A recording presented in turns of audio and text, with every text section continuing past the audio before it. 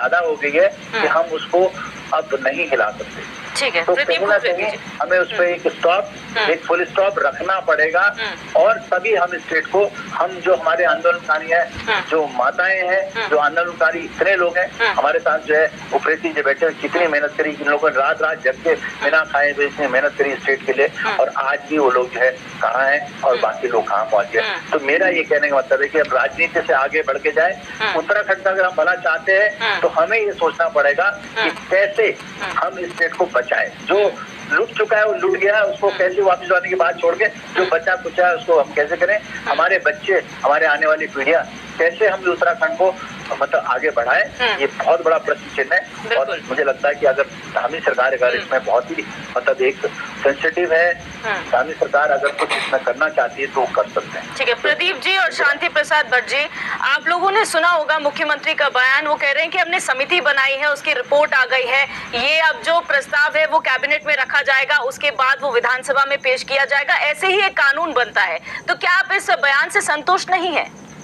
मैं दिव्या जी इस बात को कहना चाहता हूं कि कमेटियां बनती हैं, मैं मना नहीं कर रहा हूं, मैं कह रहा हूं ना कि पिछले साल 7 तारीख को हमने जब ये जुलूस निकाला था उसके बाद कमेटी बनी। आप ये बताइए इसमें इतनी कितनी मेहनत हो रही है। क्या सुभाष कुमार बौद्धिक स्तर उनका इतना कमजोर नहीं था? वो एक ऐसे अधिकारी थे कि उन्होंने कमिश्नरी से लेके चीफ सेक्रेटरी तक का सफर तय किया, और वो एक ऐसे अधिकारी है जिन्होंने पैदल चल के जमीनों का, जिनको एक एक कदम का उनको जो है प्रैक्टिकली नॉलेज है। पुरुषोत्तम जी किस क्षेत्र से आते हैं, किस स्टेट से आते हैं, ही इज ऑल्सो वेरी जो है इंपॉर्टेंट पर्सन और ऑनेस्ट पर्सन। मैं कह रहा हूं कि आप नपचाल जी को बुलाइए, आप, मैं कह रहा हूं चंद्र सिंह जी को बुलाइए, मैं कह रहा हूं इंदु कुमार पांडे जी को बुलाइए अगर दिक्कत थी तो। जब कमेटी बन गई है, हमने सुझाव दे दिए, सब कुछ आगे, तो इतना लंबा टाइम लगता है। अगर विधायकों को अपनी जब सैलरी बढ़ानी होती है, इंक्रीमेंट बढ़ाने होते हैं, तो सिर्फ 20 मिनट के अंदर सब बढ़ जाता है। और अगर राज्य हित की बात आती है तो इतनी देर। देखिए उत्तराखंड जो है वो देवभूमि जो है पूरे भारतवर्ष का माथा है। वो जब हमारी आंख नाक कान इसमें जो है गड़बड़ हो जाएगी तो वो पूरे भारत की दृष्टि पर उसका फर्क पड़ेगा। आप ये देखिए कि 3 चीजें हमारे यहाँ जो निवास कर रहे हैं वो उसको इस चीज से हो क्या रहा है। जब हम इन चीजों की मांग ज्यादा बढ़ाएंगे तो एक मनुष्य इस तरह का पैदा होगा कि शायद पहाड़ बना वो जो नहीं होना चाहिए। और हमारे यहाँ तो देखिए कितना सौभाग्य है, जो यहाँ पढ़ने आ रहा है, जो नौकरी करने आ रहा है, जो व्यापार करने आ रहा है, हवा पानी जल जंगल जमीन सब फ्री में मिल रहा है हमारे यहाँ। जो ऑक्सीजन के लोग वहाँ पे कोरोना काल से लेकर अब जो हवा पैक करके जो बाहर बेची जाती है वो मेरे यहाँ मुफ्त मिल रही है। जहां मर्जी घूम लो, कोई आजादी नहीं है, कहीं भी कूड़ा फेंक दो, कोई बैन नहीं है, पेड़ लगे न लगे कितना है, पानी शुद्ध गंगा जल मिल रहा है। आप मतलब ये सब चीजों का मौन मर्यादा को बचा के रखना पड़ेगा। और सुनीता जी से मैं निवेदन करता हूँ और मैं व्यक्तिगत रूप से माननीय मुख्यमंत्री से अपील करूंगा कि सुनीता जी को भी उस पैनल में मिलाया जाए कि जैसे उनके यहाँ हिमाचल में कैसा है। आप देखिए ना हिमाचल में, आप देखिए कितना बढ़िया है। आप जो लोग जमीन पे कोई खेती करना चाहता है, कोई व्यापार करना चाहता है, कई चीजें करना चाहते हैं, उसको दूसरी तरह डाइवर्ट यहाँ पे कराया जा रहा है एक्सप्लेनेशन कई लोगों के द्वारा कि भाई साहब उद्योग कैसे लगेगा। मैंने कहा बाकी के राज्यों में उद्योग नहीं लग रहा है। आप ये देखिए हरियाणा के अंदर कितना समृद्ध राज्य है वो कृषि के मामले में, कितना समृद्ध राज्य है वो उद्योग के मामले में, कितना समृद्ध राज्य है वो दूसरी चीजों में, कुरुक्षेत्र जैसे उसका उनके यहाँ पर्यटन के नाम पे गिनती की चीजें, लेकिन उसके बावजूद उन्होंने 75% अपने वहां के स्थानीय लोगों के लिए मूल अधिकार संचित रखे हुए हैं। और हमारे हाथ में कुछ नहीं है। मैं तब भी नारे लगा रहा था और अब मैं अब भी नारे लगा रहा हूँ। तो क्या मैंने ये हमारे क्या गुनाह है ये कि जो हमारे 42 लोगों ने शहादत दी है, मेरे छोटे भाई ने रविंद्र रावत पोलू ने शहादत दी है, हंसा धनाई ने शहादत दी है, गब्बर सिंह जैसे आदमी ने विक्टोरिया क्रॉस जैसे यहाँ पे दिया है, तो चंद्र सिंह गढ़वाली जैसे लोगों ने विश्व युद्ध में अपना योगदान दिया है। तमाम पत्रकार बंधु से लेके 90 दिन की हड़ताल जिन कर्मचारियों ने करी है, जो पूर्व सैनिक 1-1 लाख की रैली यहाँ पे निकली है, मुझे इस बात का गुस्सा आता है, मेरे अंदर वो आक्रोश है कि सरकार सब कुछ करे, व्यवस्था बनाए, या तो अपने लिए भी वैसे ही कमेटी बनाए और इतना ही समय लगे तो मैं मान सकता हूँ कि कार्य प्रणाली में व्यवस्था में वैसा है। जब अपने हकों की बात आ रही है, नई गाड़ियां लेने की बात आ रही है, करोड़ों रुपए की गाड़ियां लेने की बात आती है, अधिकारियों को 4-4 गाड़ियां देने की बात आती है, किसी हम जब छोटी सी बात करें 42 साल में कितनी शर्म की बात है, 23 वर्षों के अंदर हम एक शहीद के नाम पे सड़क नहीं बना पाए, सड़क नहीं बना पाए। और प्रत्येक स्थापना दिवस में शहीद स्मारक पे ये कहा जाता है कि शहीदों के नाम सड़क बनेगी, किसने रोका है? तो ये सच्चाई ये है। सुनीता जी, मेरा निवेदन है कि आप बिल्कुल अभी आपने देखा होगा, मैंने माननीय मुख्यमंत्री की वो मैं कमेंट का कोई कमेंट नहीं करना चाहता, उन्होंने सदा हुआ बयान दिया। महेंद्र भट्ट जी कितनी हल्की बात कर रहे हैं कि राज्य आंदोलनकारी राजनीति करेंगे। महेंद्र भट्ट जी, आप स्वयं राज्य आंदोलन के दौरान भारतीय जनता पार्टी क्या कहा? नहीं, देखिए सुनीता जी, मेरी बात को आपका सम्मान बहुत ज्यादा है और हम हमेशा हर राज्य आंदोलनकारियों का देखिए सम्मान नहीं, देखिए अगर कोई हमारा सम्मान करेगा नहीं करेगा। प्रीति जी ये बता देना चाहते हैं, देखिए अगर आप लोग नहीं होते तो आज हम इस राज्य में देखिए मैं आपकी बात नहीं मिलते, इस बात को हम मानते हैं, लेकिन कुकृति जी उन्होंने गलत कहा ही नहीं कहा। नहीं देखिए आप सोच रहे हैं, अरे भाई चुप हो जाइए। उन्होंने राज्य आंदोलनकारियों का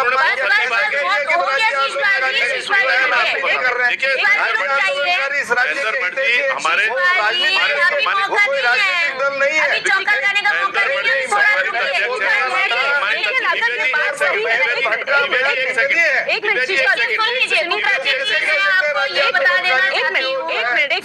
सुनीता जी, सवाल मेरा भी आपसे ये है कि जब ये कहा जा रहा है कि अन्य कामों के लिए तो आप इतनी तेजी दिखाते हैं, जब भू कानून की बात आती है तो उसमें इतनी लेट लतीफी क्यों? क्योंकि हमने यूसीसी में देखा था, आपने आपने ड्राफ्ट बना दिया, लेकिन वो कहाँ है? क्या उसका भी वही हाल होगा? क्या भू कानून का भी वही हाल होगा? 26 अगस्त 2013 से और आज क्या आ गया, अगस्त 26 आने वाली है 2023, उससे महरूम रखा हुआ है। मेरे सारे नौजवान 10 साल ऊपर ओवर एज हो गए, तो क्या मैं उम्मीद करूंगा अधिकारियों से? और वो कुछ अधिकारी हैं जो गोल गोल घुमा रहे हैं इस प्रदेश को। देखिए कुकृति जी, आपकी पीड़ा जायज है और आपकी पीड़ा प्रत्येक उत्तराखंडी राज्य आंदोलनकारियों की पीड़ा सर्वोपरि है। समझ में नहीं आ रही है। देखिए आपने कहा जवाब नहीं मिलेगा, आप बीच में ठीक है। देखिए कुकृति जी ने बड़ा सही पॉइंट यहाँ पे उठाया कि जो हमारे बच्चे समूह ग और घ की श्रेणियों में भर्ती होते थे उनको उनके अधिकारों से वंचित होना पड़ा। मैं आपको बता रही हूँ, जो पॉइंट 19 है उसमें साफ लिखा गया है कि विभिन्न प्रयोजनों के लिए अगर कोई भूमि क्रय होती है तो वहाँ 70% आरक्षण जो है मेरे उत्तराखंड के बच्चों को मिलेगा जो समूह ग और घ की श्रेणी में आवेदन करेंगे। पहली बात आपका पॉइंट क्लियर हो गया। नंबर 2, अरे भाई चुप हो जाइए ना, आप क्या बोल रहे हैं? आप 23 पॉइंट समझिए, आपने कभी कांग्रेस पार्टी ने भू कानून की कभी बात की, लेकिन आप लोग सवाल उठा रहे हैं डॉक्टर परमार को आपने कितना फॉलो किया? आज तक इन्होंने कभी बात नहीं की। सुनीता जी सवाल उठा रहे हैं, आप सवाल उठा रहे हैं, जनता को आपने डॉक्टर परमार को कितना फॉलो किया? के इनका प्रोपेगेंडा है कि जब भी जनता को हम संतुष्ट करने के लिए अशांति फैलाए। लेकिन चीज बात है, आप लोगों ने डॉक्टर परमार को कितना फॉलो किया? कांग्रेस ने डॉक्टर परमार जब हिमाचल में थे, पहले मुख्यमंत्री थे, उन्होंने भू कानून लेकर आए। आप लोगों की सरकारें उत्तराखंड में थी, आप लोगों ने कितना फॉलो डॉक्टर परमार भाजपा के हैं, छूट नहीं की,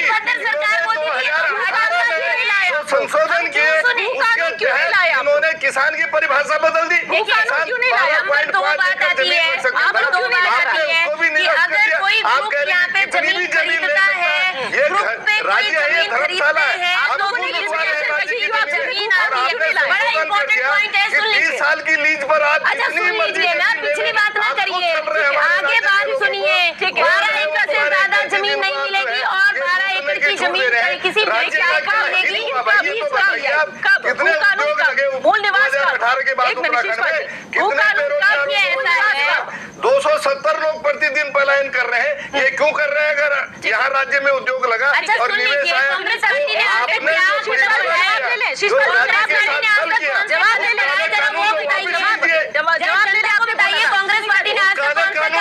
ने पहले 2018 भाजपा लेकर आ रही है। आप ऐसे जवाब आपने वो बात कह दी है, आपने वो बात कह दी है, आपने वो बात कह दी है, आपने वो बात कह दी है, लेकिन सुनीता जी मेरे जवाब दीजिए। फॉलो करेगी क्योंकि कुछ इनकी नहीं नीयत ही है। वैसी है। राज्य आंदोलनकारियों का सम्मान अपनी जगह है, लेकिन सवाल अब भी जायज है, भू कानून कब और मूल निवास देखिए, आपने आपको साफ तरीके से माननीय मुख्यमंत्री जी ने स्पष्ट किया है अपने वक्तव्य में। सुन लीजिए दिव्या जी, कैबिनेट बैठक दिव्या जी सुन लीजिए, आपका इनमें फर्क होना चाहिए। सुन लीजिए, कब की बात है, कब की बात, एक मिनट बताइए, आपके प्रदेश माननीय मुख्यमंत्री जी ने कहा कि हम लोग ये जो 23 संस्तुतियां राज्य की आई है, राज्य हित में जो हमारे पास 23 पॉइंट्स आए हैं, इनमें ये सारी चीजें, इनमें कुकरेती जी मैं आपकी बात एक और बता देती हूँ, जो आपने बड़ी अच्छी बात कही कि राज्य हित में बंदोबस्त की प्रक्रिया होनी चाहिए। ये पॉइंट भी उसमें शामिल है कि राज्य में बंदोबस्त प्रक्रिया का भी प्रावधान होगा। हमने प्रत्येक पॉइंट लिया है और प्रत्येक पॉइंट हमने राज्य की जनता से मांगा है, कोई अपने आप तरफ से नहीं। उन्होंने कहा भाई हिमाचल की तर्ज पे बनना चाहिए, हमने सारे पॉइंट्स वहां से लिए कि हमारे राज्य की बेहतरी के लिए कौन से ज्यादा बेनिफिशियल है, हमने वो रखे। एसेंशियलिटी सर्टिफिकेट के आधार पे ही क्रय विक्रय होगा, हर पॉइंट पे प्रत्येक चीज हमने रखी है। इसका गहनता से अध्ययन के बाद कैबिनेट स्तर में ये प्रस्ताव आएगा और कानून बनेगा और कांग्रेसियों जरा ठंडे दिमाग से बैठे रहो, शांति के साथ कानून का स्वागत करिएगा, स्वागत करिएगा, आज तक आपने ना करा कुछ भी, आपने बनाई, आपके टाइम में हमारा सवाल यही था। शीश बाजी, आराम से कि भू कानून हो,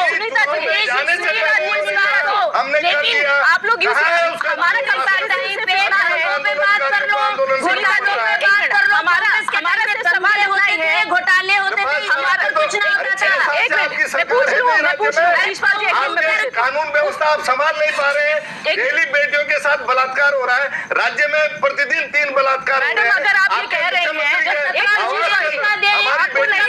आपको नहीं लगता अगर जो कानून होता है, जो सरकार करवा रहे हो, ठीक है, काला सच आज ठीक है, एक मिनट उससे नहीं जाते, बड़े ठीक है,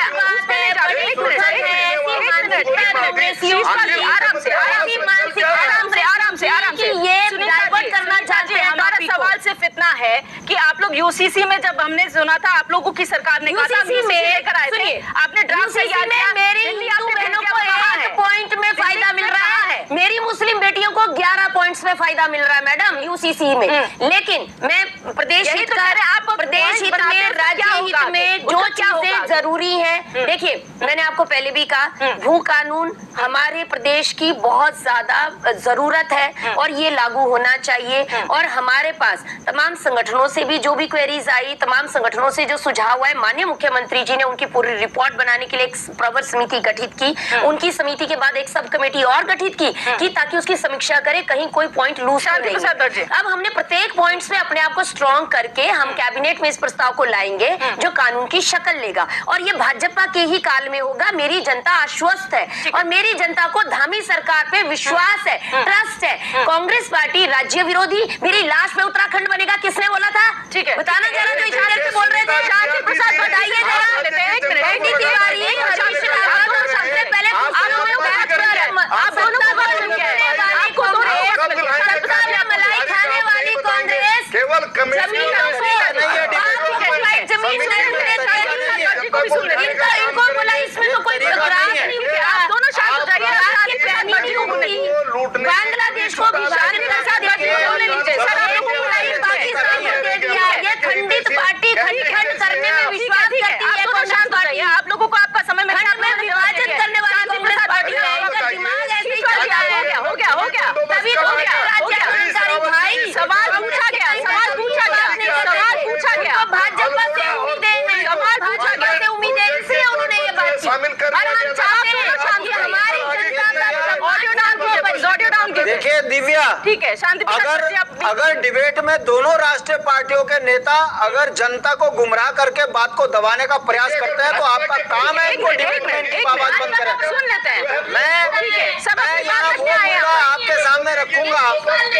उत्तराखंड के अंदर इस समय दिव्या हमें सब काम होता है।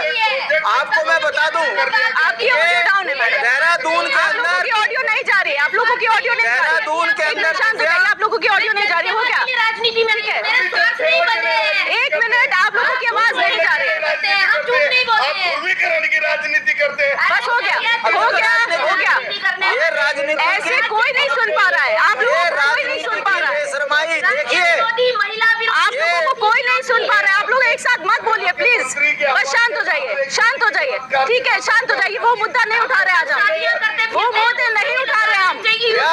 भंडारी प्रकरण में